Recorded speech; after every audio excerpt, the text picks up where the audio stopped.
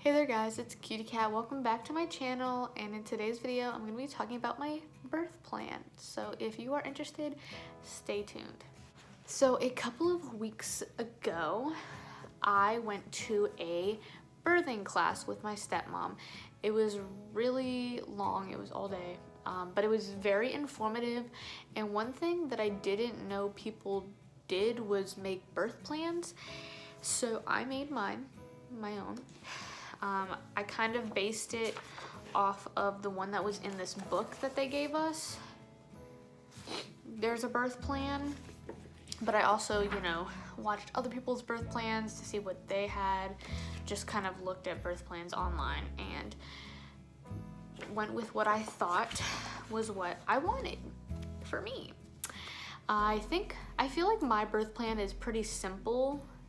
It's not anything too much, because I know that a lot of the stuff is not gonna be in my control, but if there is certain things that can be in my control, I would like to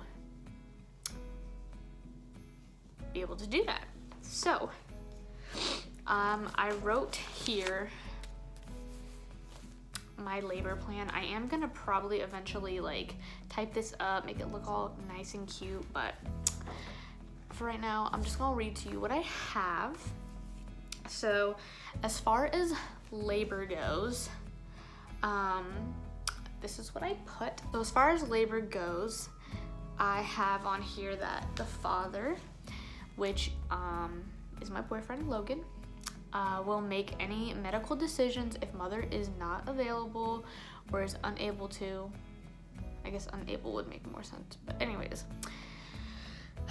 I want to be able to move freely during labor as much as I can, just because I just heard moving and doing stuff kind of helps with contractions more than just laying on a bed.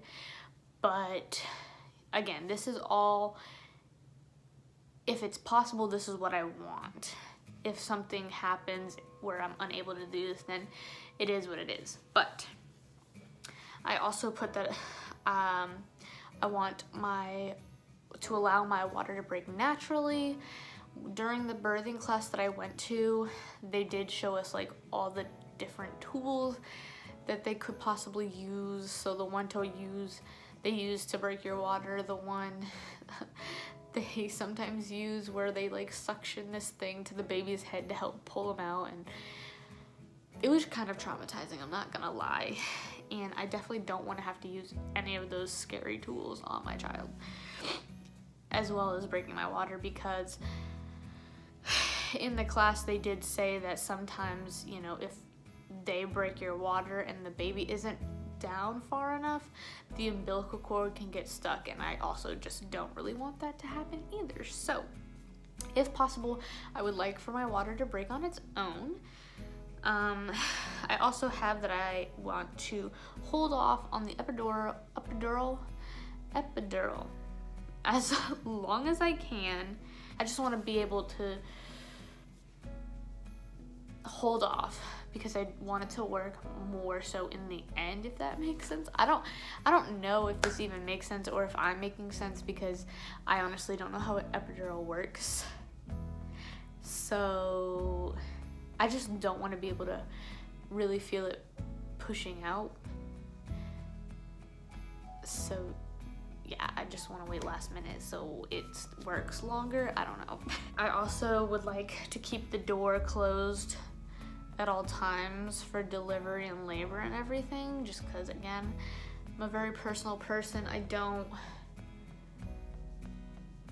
want my door open.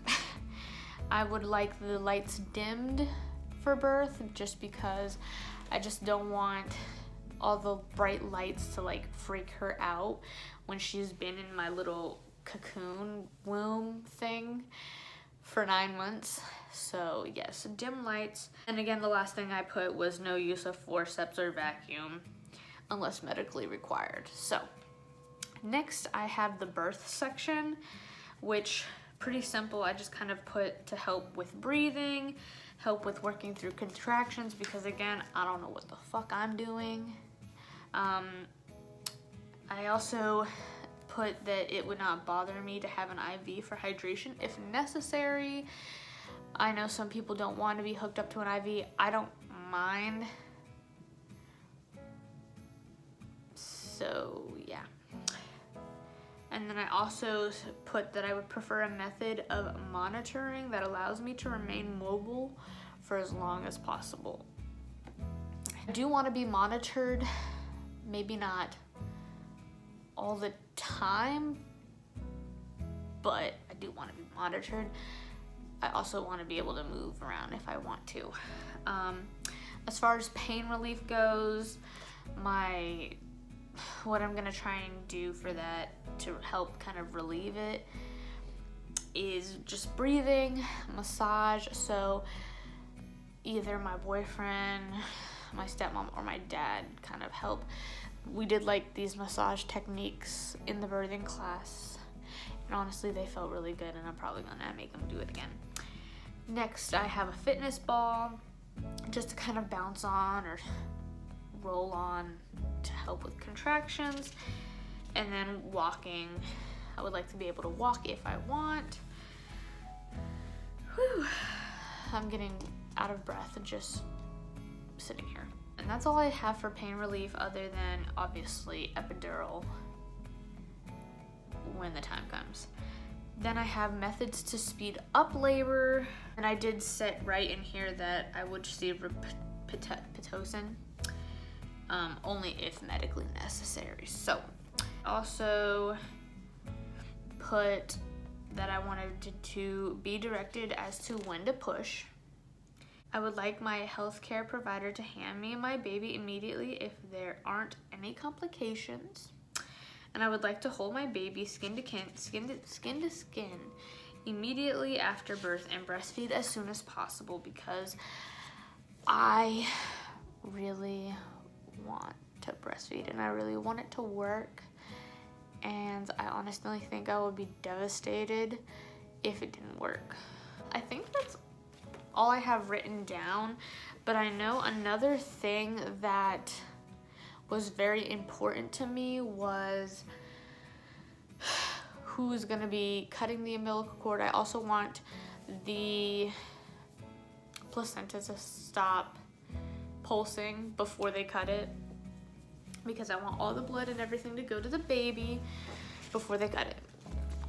But as far as who's cutting it, it really honestly depends. My boyfriend is gonna be number one person to cut it.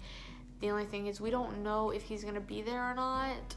So my backup plan in case he is not there is that I'm going to have my dad cut her umbilical cord. So yes, I only plan on having my stepmom and my boyfriend if he's able to make it. If not, it's just gonna be my stepmom, and then I'm just gonna have my dad come in during that time to cut the umbilical cord. So, but yeah, you guys, that is my birth plan. Let me know what you guys think, and I would also really love to hear your guys' birth plans too. So yeah, just let me know, guys. But that's gonna complete the video for today. I hope you guys enjoyed, and thank you guys so much for watching. Bye.